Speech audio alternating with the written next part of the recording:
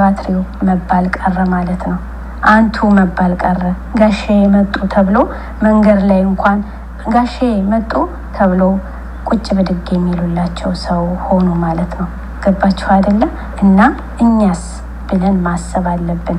ያ ሁሉ እንባ ሲፈስ ያ ሁሉ እንባ ያለቀሰው ዛሬ ላይ የሱን የበታችሁን እየረዳ ነው ያለ እና እኛስ ብለን ደግሞ ማሰብ አለብን። እኛስ እናደርገዋለን? እኛስ እንራዳለን? እናበላለን? እናጠጣለን? ለሰው እንሆናለን? ይህን ማሰብ አለብን። ገባችሁ አይደለም?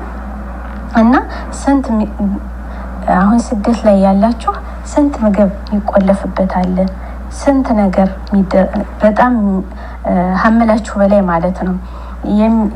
ስንት እና የሚማቱ አላጋጠማችሁም? ያጋጥማል። እና አልሐምዱሊላህ ረብል ዓለሚን ይሄ ሁሉ አልፎ ከዚህ ደረጃ መድረሳቸው በጣም በጣም ጋሻዬን አደንቃቸዋለሁ ማለት ነው።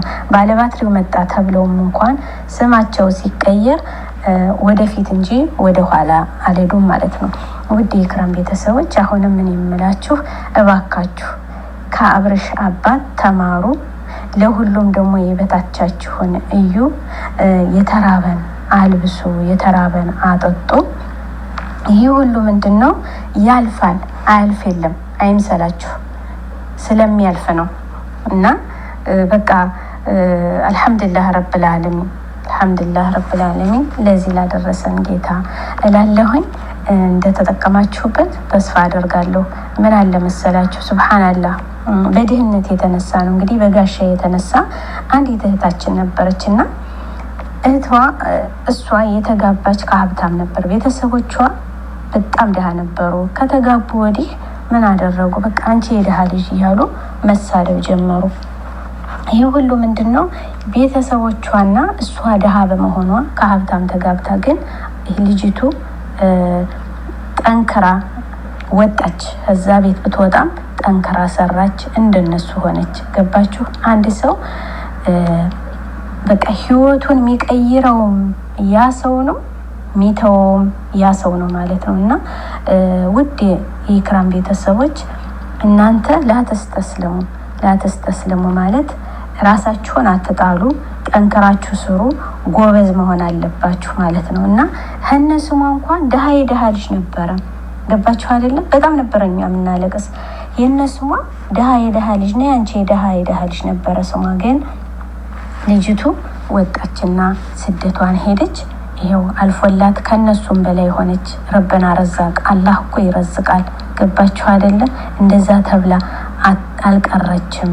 እና እናንተም ደግሞ ስማችሁን ለመቀየር ጎበዝ ሆናችሁ ለመስራት ተሰዳችሁም ሆነ ከሀገር ቤትም ያላችሁም ሆነ እባካችሁ ቀጥ ብላችሁ ሰርታችሁ ራሳችሁን ቀይራችሁ ለእናት ለአባታችሁ በቃ ማልበስ፣ ማስረገጥ፣ ስማቸውን እነሱንም መቀየር የነበረውን አሳልፋችሁ አሁን ያለንበትን ጥሩ ኑሮ የሚኖሩበትን እና የሚለብሱበትን፣ የሚረግጡበትን፣ የሚደሱበትን ማድረግ አለባችሁ ማለት ነው። እና እች ልጅ ዛሬ አልሐምዱሊላህ ረብል ዓለሚን እንግዲህ ወልዳ ከብዳ ያም የነበራቸው እንደዛ ሀብታም የነበሩትም ድሃ ብለው በተሳደቡበት አላህ እኮ ሲሰጥም ያውቅበታል፣ ሲወስድም ደግሞ ያውቅበታል።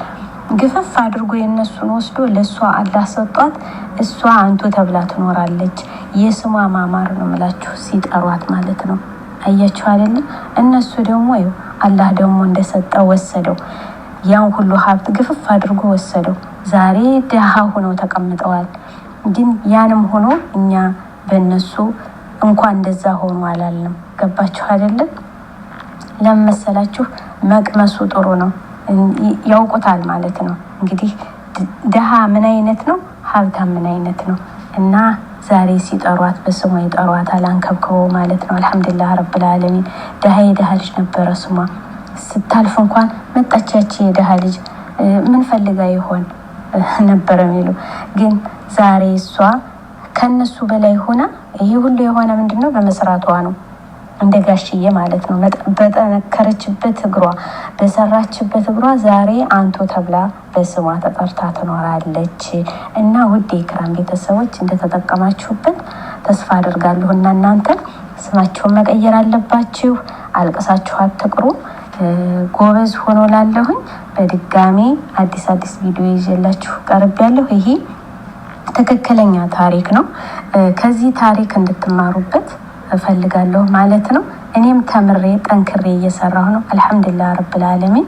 እና ወዳችሁ ፈቅዳችሁ ስለምትመለከቱኝ በጣም አመሰግናለሁ። ላይክ፣ ኮሜንት፣ ሼር እያረጋችሁ አበረታቱኝ እላለሁኝ።